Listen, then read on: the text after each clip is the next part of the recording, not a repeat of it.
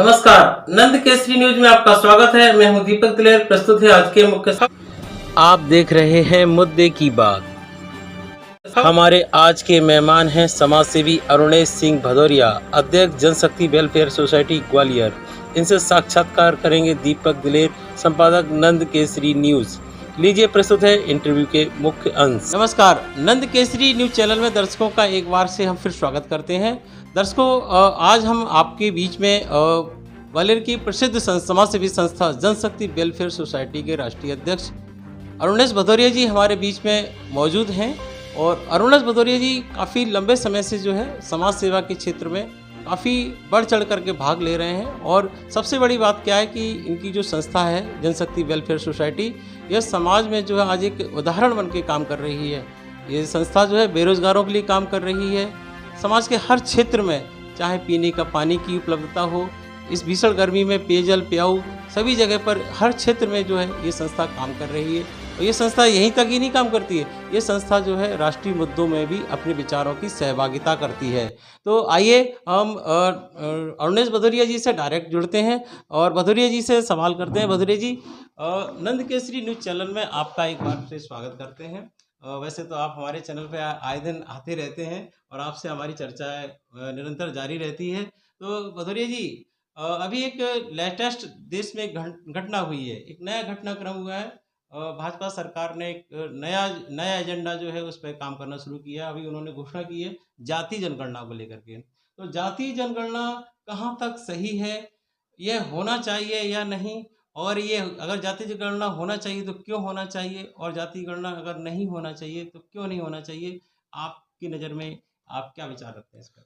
सबसे पहले तो आपके न्यूज़ चैनल को और आपको बहुत बहुत साधुवाद कि आप हमारे यहाँ आए जी और हमसे एक जटिल सवाल किया। जी देखो, कोई भी चीज़ जब होती है तो उसके दोनों पहलू होते हैं, प्लस और नेगेटिव। जी तो अगर हम जातिगत जनगणना की बात करें जी तो इसके कुछ प्लस भी हैं और कुछ नेगेटिव भी हैं। जी तो पहला प्लस जो है वो है सामाजिक न्याय। जी सामाजिक न्याय से हमारा तात्पर्य होता है कि देश में जो भी जाति रह रही है उसका अगर सही तरीके से हम आकलन करेंगे तो हमें पता चलेगा कि कौन सी जाति सशक्त हुई और कौन सी कमजोर हुई, तो उसका एक्शन लिया जा सकता है। जी दूसरा अपन रहता है नीतियों में सुधार, उसके अकॉर्डिंग हम नीतियों में सुधार भी कर सकते हैं। जी और तीसरा इसमें रहता है हमें जो सटीक आंकड़े, जो हमारे आंकड़े 1931 में जब पहली बार जातिगत आरक्षण हुआ था, जनगणना हुई थी, उसके बाद से आज तक नहीं हुआ। जी तो ये तीनों ये प्लस के हैं, ये तीनों प्लस में हैं।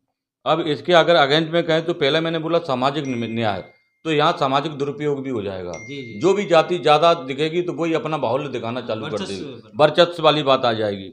इसके अलावा इसमें राजनीतिक दुरुपयोग चालू हो जाएंगे। जी राजनीतिक दुरुपयोग को मतलब जिस जाति का बाहुल्य होगा उसी का नेता चुना जाएगा, उसी का सब कुछ होने लगेगा। जी इसके अलावा जो भी पॉलिसीज बनेंगी जी उनमें बड़ी कठिनाई आ जाएगी। जी मतलब हो सकता है कि जो व्यक्ति जिसको हकीकत में लाभ मिले वो गरीब है फिर भी नहीं मिलेगा, क्यों, बाहुल किसका है, उसको मिलेगा। तो ये तीनों तर्क हैं। अगर आप सामाजिक न्याय मिलेगा तो सामाजिक उसमें दुरुपयोग भी होगा, राजनीतिक कुछ फायदे मिलेंगे तो राजनीतिक दुरुपयोग भी होंगे, और जो भी पॉलिसी बनेंगी वो मेरे हिसाब से न्याय संगत नहीं रहेंगी। इसलिए मेरा एक ही कहना है कि 1931 के पहले अगर ये सब चीज़ें हुई थी तो यह तो बीच बीच में होती रहनी चाहिए। इतने मतलब एक लंबा अंतराल के बाद अगर कोई चीज़ हो रही है ये गलत है। जी। तो भदौरिया जी, मैं आपसे दूसरे सवाल पर आता हूँ। एक अभी और घटना हुई देश में जिसने जो है देश बहुत आहत हुआ, और हमारे पहलगाँव में जो है घटना हुई जिसमें निर्दोष भारतीयों को जो है आतंकियों द्वारा जो है उनको कत्लेआम किया गया, उनकी हत्या की गई। तो कैसा देखते हैं आपकी पहलगाँव घटना में जो आतंकियों ने निर्दोष भारतीयों पर जो कहर बरपाया और उनके द्वारा हिंदू लोगों को टारगेट कर बेखौफ कत्लेआम किया गया, इस पर आप क्या विचार रखते हैं? सबसे पहले तो मैं ये बताना चाहूँगा, बात ये नहीं कि किसकी हत्या हुई और किसकी नहीं हुई। जी बात ये हो कि अगर कोई निर्दोष को मारा जा रहा है हम्म, वो अपने आप में बहुत ही निंदनीय और कृत्य है। जी और ऐसे कार्य, ऐसे मतलब चीज़ें देश में हो रही हैं, यही अपने आप में बड़ा सवाल है। तो मेरा मानना यह है कि जाति धर्म पूछ करके कोई चीज़ करना और उसको मौत के घाट उतारना, उसके ऊपर छुरा चलाना, जी ये बिल्कुल मतलब किसी भी कीमत में इसको बर्दाश्त नहीं किया जा सकता। इसी बीच में एक सवाल उठता है कि लोग कह रहे हैं कि मुझे इस्लाम को या मुस्लिम को परेशान किया जा रहा है, उनको वो करा जा रहा है। मैं कह रहा हूँ नहीं, आतंकवादी जो भी हो, जी वो किसी भी समाज से आए, आतंकवादी आतंकवादी होता है, उसका कोई धर्म नहीं होता। जी लेकिन कोई इंसिडेंटली होता क्या है जी। कि जहाँ पे भी अटैक होता है, जिस भी कंट्री में होता है, जब उसकी कोरिलेशन किया जाता है तो पता चलता है वो मुस्लिम है। जी। इसलिए हम लोगों के दिमाग में यही भर गया अब कि मुस्लिम के अलावा दूसरा आतंकवादी हो नहीं सकता, और मुझे भी लगता है कि नहीं हो सकता है। जी। तो मधुरी जी, बहुत अच्छी बात जो आपने रखी है, और ज़ाहिर है कि ये जो बात जो है नंद केसरी न्यूज़ चैनल के माध्यम से दूर तक जाएगी। मधुरी जी, जातीय जनगणना पर अब देश आ गया है। हुँ। पहलगाँव में आतंकियों की एक बार फिर से दस्तक हो गई है, और ऐसे में जो देश में जो शिक्षा, बेरोज़गारी के जो मुद्दे हैं, अब उन पर चर्चा कैसे होगी? देखिए, जब भी हमें कोई भी अच्छा कार्य करना होगा, जी। उसके लिए रणनीति बनाई जाती है। जी, जी। ठीक है? सबसे पहले प्रिपरेशन होगी। हुँ। जब तक आप कोई रणनीति नहीं बनाएँगे तो एग्ज़ीक्यूट कैसे करेंगे? जी, तो एग्ज़ीक्यूशन और प्रिपरेशन ये दोनों बहुत ज़रूरी हैं। जी। तो ये मैं मानता हूँ कि देश के अंदर जो हम रोज़ बेरोज़गारी की बात करते हैं ना, है। हुँ। लेकिन कुछ ऐसी पॉलिसीज़ गवर्नमेंट ने बनाई हैं, जिनकी वजह से और बेरोज़गारी बढ़ रही है। पूछो कैसे? आज मैं प्राइवेट कंपनी में जॉब करता हूँ। मुझे मुझे भी पता है 10,000 में खर्चे नहीं चल सकते। जी। लेकिन something is better than nothing, कि जब कुछ भी हाथ में नहीं आपके है और उस समय कुछ मिल जाए, जी। तो आपको कर लेना चाहिए। लेकिन 15,000 की आदमी नौकरी नहीं करना चाह रहा, क्यों पता? उसको पता है 1 रुपए किलो चावल मिलेगा मुझे, हुँ। सरकार की तरफ से फलाना बिजली का बिल माफ़ है। हुँ। ये जो फ्री वाली रेवड़ी वाला सिस्टम है ना सरकार का, जी। वो कोई भी सरकार हो, जी। ये सबसे घटिया, मतलब मैं इसको सबसे घटिया दर्जे का मतलब सिस्टम बनाऊँगा। जी। ये फ्री बंद होना चाहिए। मैं कह रहा हूँ सरकार से, गड्ढे खुदवा के पैसे दे, थोड़े ज़्यादा दे दे। जी। या अगर सरकार कहती नहीं मुझे फ्री में ही सब कुछ करना है, तो मैं कहता हूँ शिक्षा फ्री कर दो, हाँ। स्वास्थ्य फ्री कर दो। जी। जिससे हर व्यक्ति ये चाहेगा कि मेरे मेरे पिता की तबीयत खराब है, घबराएगा नहीं। क्यों? इलाज उसका फ्री कई होगा। लोग ऐसे खत्म हो रहे हैं कि उसके पास अब हम दवाई नहीं करा सकता। जी। जब उसे पता चलेगा हमारी सरकार फ्री में इलाज करा रही है, मैं कह रहा हूँ आदमी की उम्र बढ़ जाएगी, जी। तनाव मुक्त हो जाएगा। तनाव मुक्त हो जाएगा। शिक्षा फ्री कर दो। पैसे की चिंता नहीं रहेगी। बिल्कुल। और मैं कह रहा हूँ ये जाति-वाति सब छोड़ दो। जी, जी। आप तो 2 चीज़ें फ्री कर दो, एजुकेशन और हेल्थ। हेल्थ। मैं कह रहा हूँ नौकरी करवा के, गड्ढे खुदवा के पैसे दो उनको, सैलरी दो, लेकिन फ्री की रेवड़ी बाँटना बंद करो।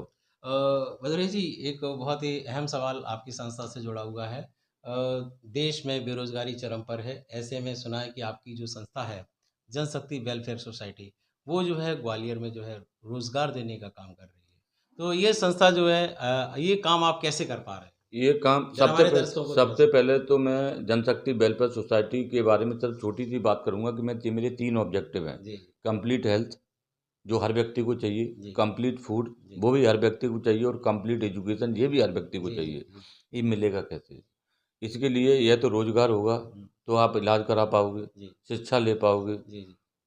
अदरवाइज़ आपको कुछ खाना भोजन ले पाओगे, नहीं तो कुछ नहीं मिलेगा। जी, जी। तो हमने यही सोचा कि इन तीनों को पूरा करने के लिए लोगों को फोकस करेंगे, एम्प्लॉयमेंट बढ़ाएँ। जी, जी। तो एम्प्लॉयमेंट बढ़ाने के लिए हमने ये, मैं सरकारी नौकरी तो लगवा नहीं सकता हूँ, जी। तो मेरा काम है प्राइवेट नौकरी में अकॉर्डिंग टू देयर एजुकेशन उसको हम जॉब करवाने का प्रयास कराते हैं। जी, लेकिन कई बार हमारे यहाँ पे अभी क्या है कि लिटरेसी का सिस्टम बहुत कम है, जी, जी। तो 8वीं से लेकर के 12th तक के जो बच्चे हैं, जी। वो कई बार भटक जाते हैं, पढ़ नहीं पाते हैं। तो ऐसे लोगों के लिए भी अभी मैं इसमें प्रधानमंत्री की मैं तारीफ़ करूँगा जी। कि उन्होंने एक अभी जो नीम निकाला, नीम वाला सिस्टम है, जी। उसमें 12 से 15,000 रुपए लोगों को सैलरी मिले, भले वो 8 पास हैं। जी, जी। लेकिन ऐसे लोगों को भी रोज़गार में प्राइवेट कंपनी में, चाहे not only in Jamuna auto जहाँ मैं काम कर रहा हूँ, इवन किसी भी कंपनी में होता है, सब जगह रोज़गार की आवश्यकता है।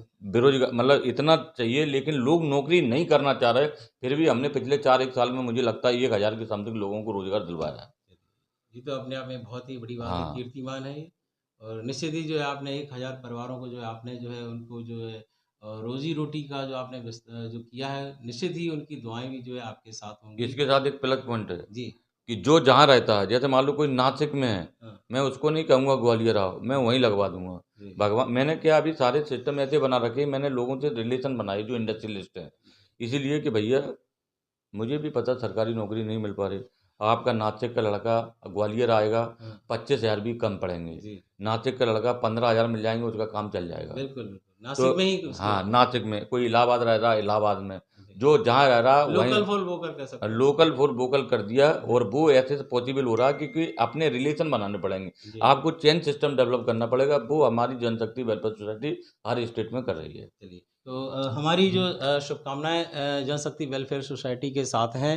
तो ये थे समाजसेवी अरुणेश भदौरिया जी। अरुणेश भदौरिया जी ने आज जो है देश में जो चल रहे हैं घटनाक्रम, उन सभी घटनाक्रमों पर जो है बहुत ही अच्छी बात की और हमारे सभी सवालों का जो है उन्होंने बखूबी जवाब दिया।